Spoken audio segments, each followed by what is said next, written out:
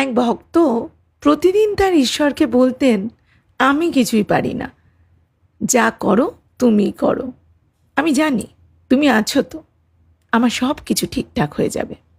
কিন্তু হঠাৎ একদিন তার সমস্ত কিছু গণ্ডগোল, তার পরিবারে অশান্তি, তার সমস্ত কাজে সমস্যা, যা করতে যাচ্ছে সেটাই ভেস্তে যাচ্ছে।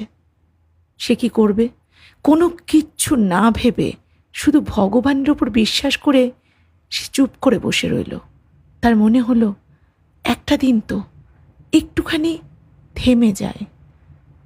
পরের দিন থেকে হঠাৎ আস্তে আস্তে, একেবারে নয়, ঠিক হতে শুরু করলো তার কাজ।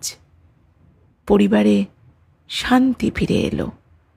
আসলে কি জানো, আমরা ভাবি সব কিছু বোধহয় আমাদেরই করতে হবে, কিন্তু কখনো কখনো ছেড়ে দেওয়াটাই সবচেয়ে বড় বিশ্বাস।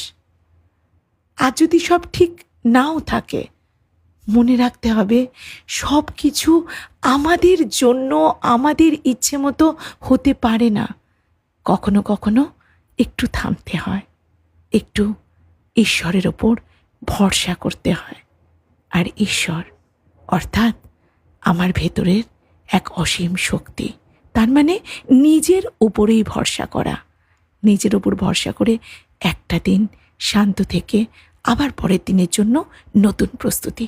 তাহলে আজকের রাতটা হবে নাকি এরকম একটা শান্তির রাত?